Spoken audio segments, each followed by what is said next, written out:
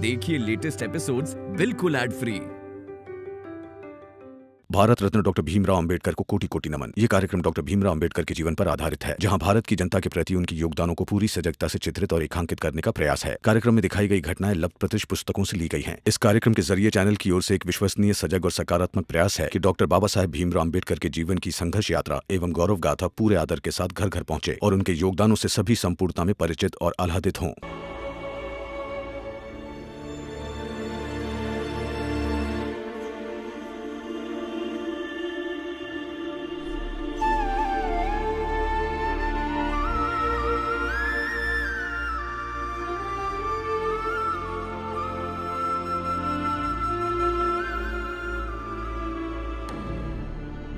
दीजिए, मैं पीस देती। नहीं, रहने दे, मैं कर लूंगी। दीजिए ना, इतना तो करने दीजिए।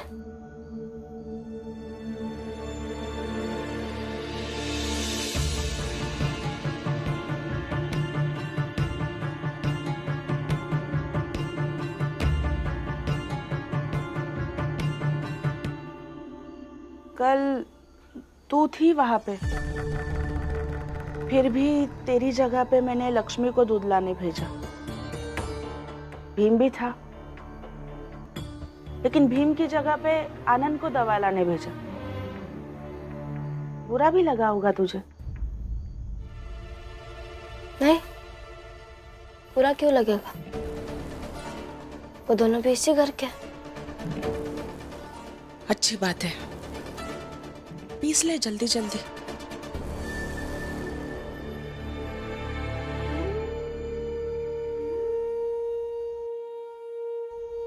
बाबा, हम सब परेशान हैं।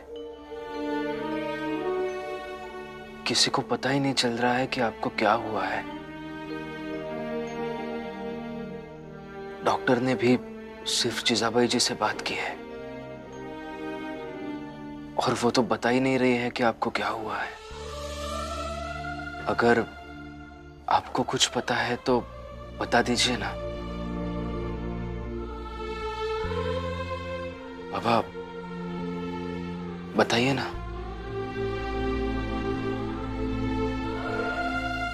कुछ नहीं है बेटा, तू तो जानता है कि जीजाबाई तुम्हें हर समय परेशान करती रहती है। उसने सोचा होगा अगर नहीं बताएगी तो परेशान होगा। मुझे कुछ नहीं हुआ है, डॉक्टर ने दवा दी है, मैं ठीक हो जाऊंगा। जल्दी कर। इतनी देर में तो तेरे पति ने मेरे पति से जो पूछा होगा उसे उसका जवाब मिल गया होगा। देख क्या रही है? यही करने आई है ना तू यहाँ? मुझे ऐसे काम में फंसा कर रख सके और वहां तेरा पति अपने बाबा से पूछ सके कि उन्हें क्या हुआ है ना? अरे उन्हें जो भी हुआ है उनके पत्नी को तो पता है ना, बाकी दुनिया वालों से क्या लेना देना। और मुझे एक बात बता, तुझे और तेरे पति को क्यों इतनी बेचैनी रहती है कि हर चीज तुम दोनों को बताकर ही की जाए? बता।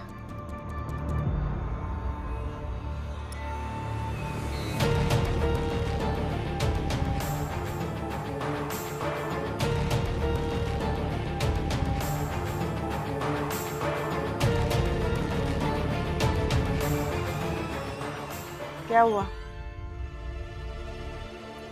बोल। लीजिए, ऐसे पहली बार नहीं हुआ है कि मैं ये धनिया और लौंग पीस रही हूँ। और आप तो ये बिल्कुल मत सोचिएगा कि मैंने आपके खिलाफ कोई साजिश की है।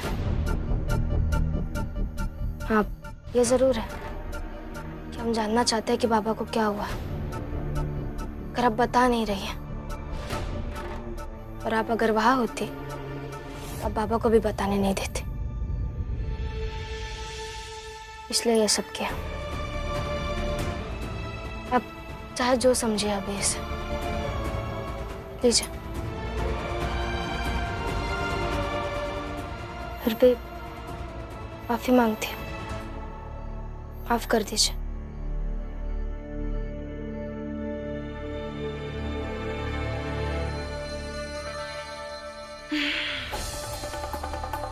अब ये माफी मांगने की आदत डाल दे रमा। अब तो तुझे रोज माफी मांगनी। आप सच बता रहे हैं ना?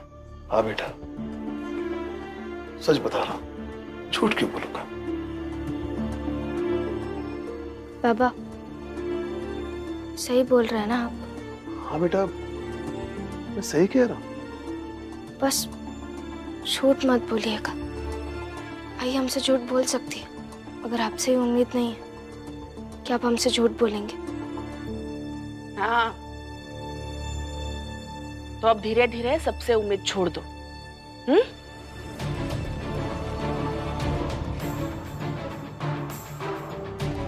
हटो, दवा पिलानी है मुझे।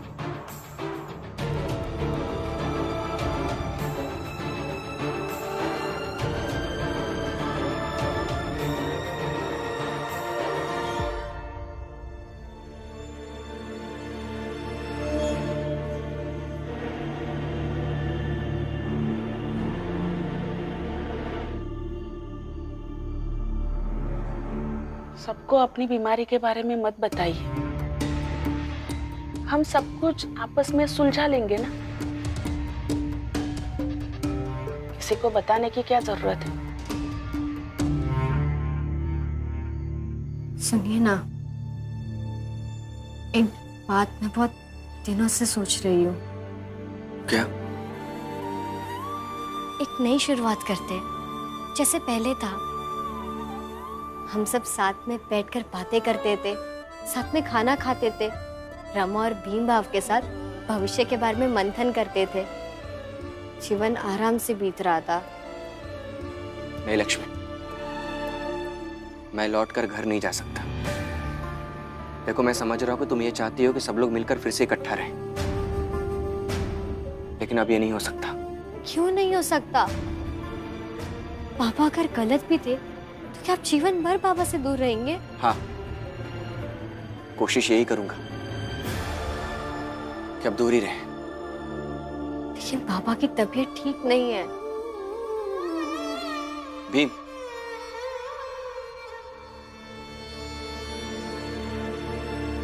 बाबा कैसे हैं? कुछ पता चला क्या? क्या हुआ उन्हें?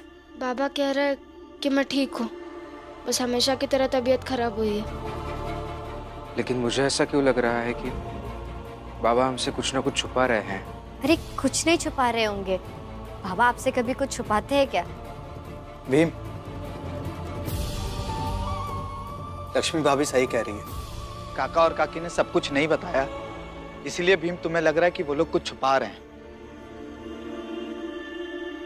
दरअसल हम जिनसे प्रेम करते हैं उनके बारे में सब कुछ पता रखना चाहते हैं। हाँ मालू जी, सही कह रहे हो तुम, यही हुआ होगा। भीम, रमा, तुम लोग जाओ।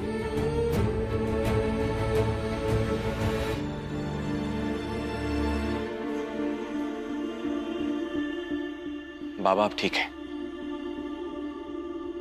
इसलिए उनकी बीमारी के नाम पर मुझे वापस उस घर में जाने का दबाव मत बनाना। देखो लक्ष्मी, एक बार रिश्ते में गांठ पड़ जाए ना तो उसे सुलझा पाना बहुत ही मुश्किल होता है। इसलिए जैसा चल रहा है वैसा ही चलने देते हैं।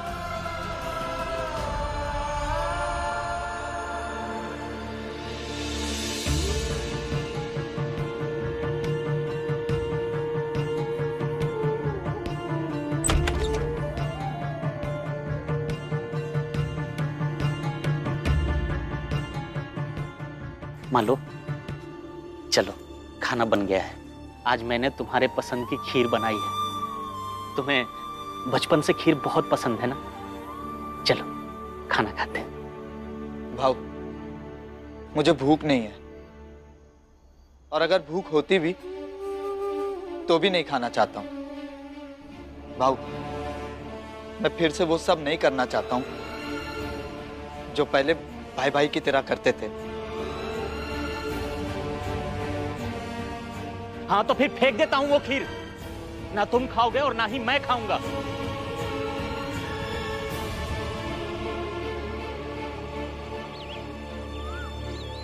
अरे महिपाल, कहाँ रह गया बेटा? जल्दी कर। जी बाबा, लाया।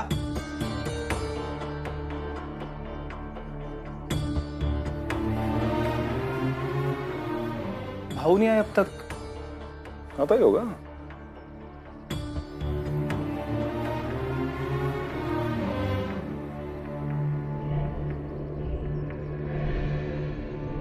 बाबा,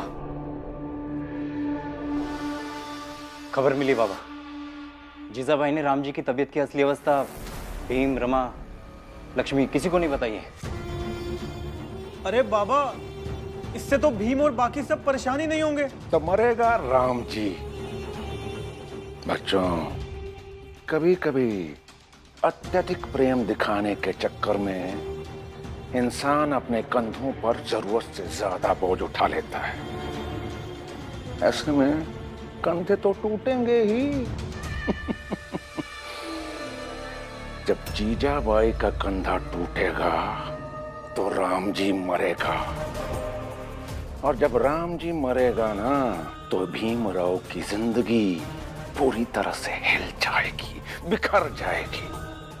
इसलिए तुम दोनों चाय पियो और अपना अपना ध्यान पूरी तरह से केंद्रित कर दो कि भीम का बाप राम जी मर जाए।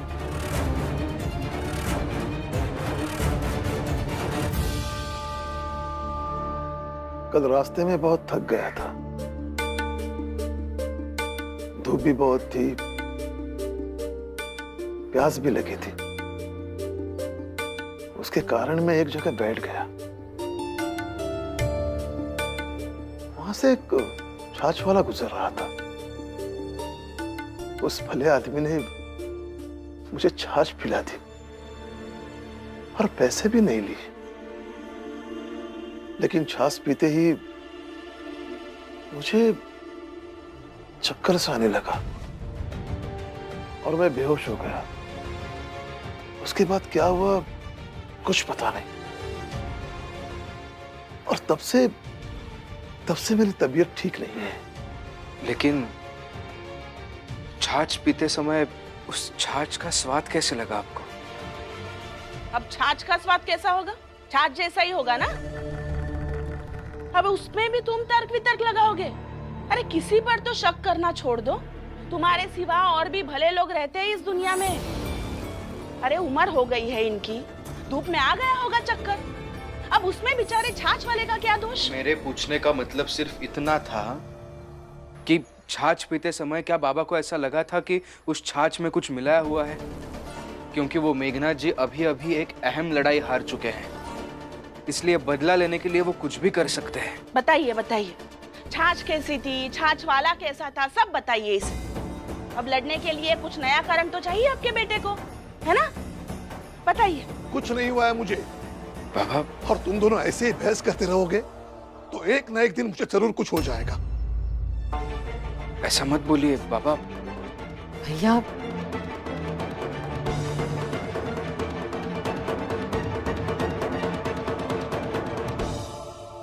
किधर जा रही है? किधर जा रही है? हाँ, बाप बेटे को अकेले में बात करने देना। लड़ना है ना तुझे तो मुझसे लड़, मैं तैयार हूँ, चल। लेकिन मैं तैयार नहीं हूँ ना, मुझे डॉक्टर साहब से मिलने जाना है, अस्पताल। झगड़ना अभी, क्यों झगड़ नहीं रही है? जब देखो तब। बुआ, आई कभी नहीं सुधरेंगे। कम से कम आप तो चुप रहा कीजिए। रमा, तू चिंता मत कर, मैं जो कर रही हूँ सही कर रही हूँ। रमा, बाबा की चप्पल कहाँ रखी है? वो खड़े हैं, उन्हें बाहर जाना है टहलने के लिए, मैं उन्हें लेके जाता हूँ। अब मैं बाबा की चप्पल दे देती हूँ, अब पहले अस्पताल जाइए। क्यों? आई डॉक्टर से मिलने अस्पताल गई है, अब जाइए। और उनकी बातें चुपके से सुनिए, तो आपको पता चल जाएगा कि पापा को क्या हुआ है। ठीक है, तुम बाबा के पास जाओ चप्पल लेकर।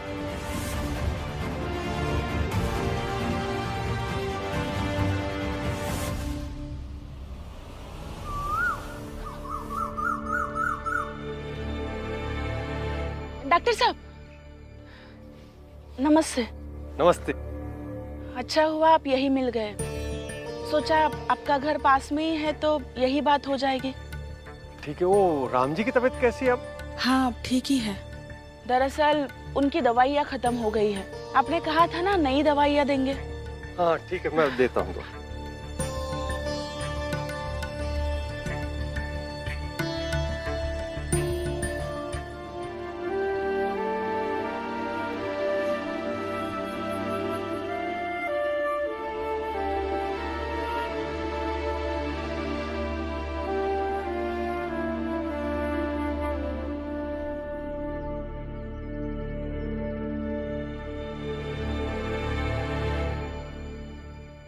सुनिए ना, डॉक्टर साहब आए हैं क्या?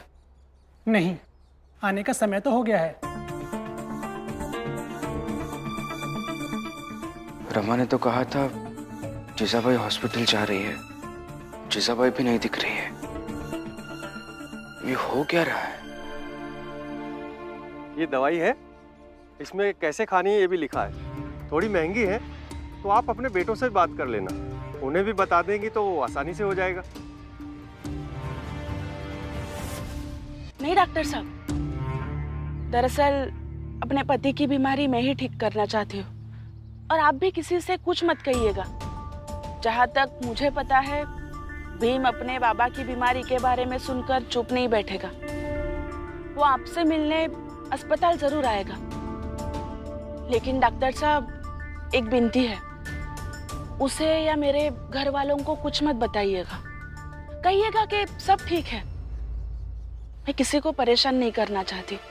ठीक है, पर आप ये दवाई जितना जल्दी हो सके अस्पताल के स्टोर से ले लीजिए। जी।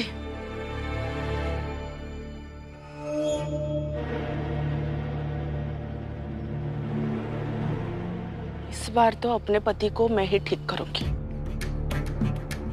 और ठीक होने के बाद सिर्फ मेरे होंगे।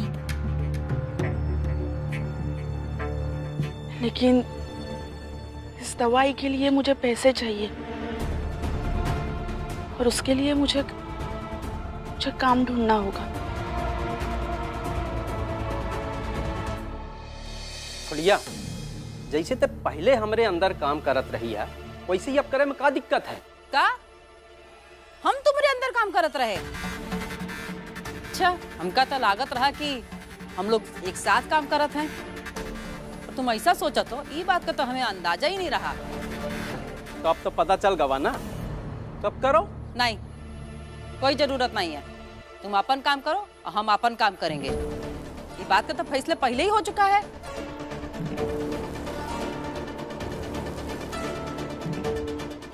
हम जानत हैं कि चाल में ऐसे बहुत सारे लोग हैं जो तुम्हारी मदद करेंगे। हाँ, हम तो करवा देंगे। और हम सब भी फुलिया ताई की मदद करेंगे। ठीक है, तो फुलिया कान खोल के सुन ले। तुम्हें तुम्हारे पति के कसम है कि हम जौन जौन लोगन के यहाँ से कपड़ा लेके आवत रहे हैं वो सब हमरे भाई। तो तय उनके यहाँ से एक ठो कपड़ा लेके नहीं आएगी।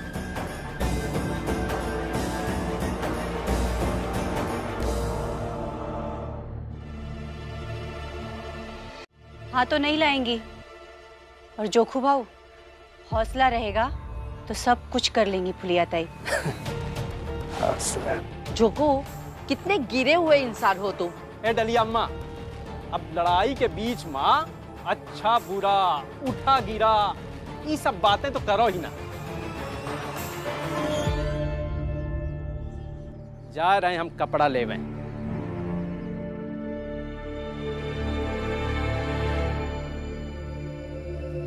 जीजाबाई जी कहाँ रह गई?